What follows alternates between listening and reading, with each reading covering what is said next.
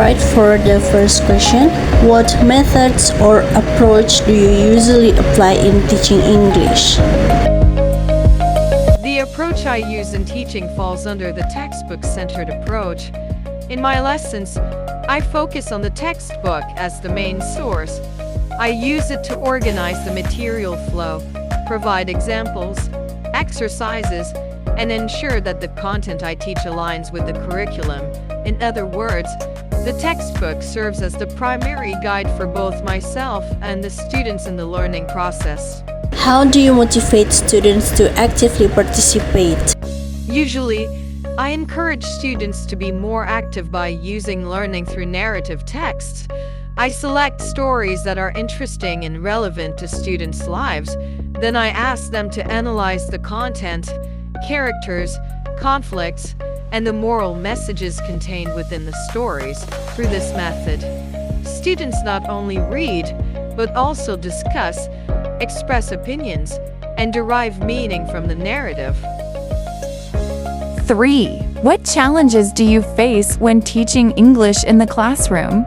One of the main challenges in teaching English in the classroom is the diverse backgrounds and proficiency levels of the students, which lead to various learning characteristics. Some students show strong motivation and curiosity, while others tend to ignore assignments or lose focus easily due to limited vocabulary or low confidence in using English. Additionally, differences in learning speed make it difficult to ensure that all students progress at the same pace.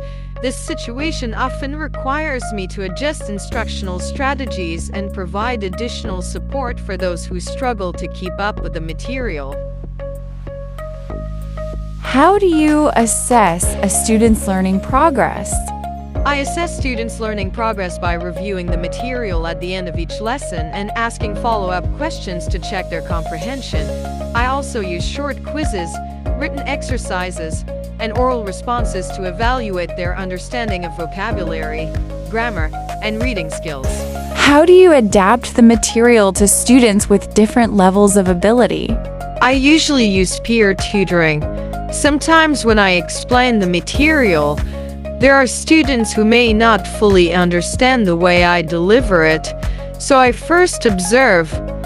And if there are students who stand out or have a better understanding, I ask them to help explain the lesson to their classmates. This way, students who don't understand my explanation may find it easier to grasp the material when it is explained by their peers. After that, I re-explain the same material to ensure that everyone truly understands.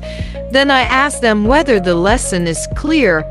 If there are still students who don't understand, I explain it again. Children here are usually honest. If they don't understand, they will immediately say so. How do you feel when you know that there will be an English lesson tomorrow? Do you feel excited, bored, or just normal? We feel happy and excited because we want to learn more about English, especially about narrative texts. English class gives us the opportunity to explore new stories, vocabulary, and expressions. We also like the activities in the classroom, such as group discussions and story analysis, which make the learning more enjoyable. So instead of feeling bored, we actually look forward to the lesson because it feels fun and meaningful. In your opinion, is your teacher's way of teaching English easy to understand or the opposite? Our teacher's teaching method is very good and easy to understand. She explains the material clearly and patiently so we can follow the lesson without feeling confused. What difficulties do you experience when learning English?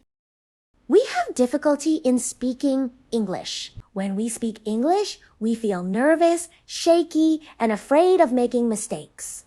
What activities do your teachers usually do at the end of the lesson? At the end of the lesson, our teacher usually gives us homework related to the topic. The homework is done at home and submitted the following week.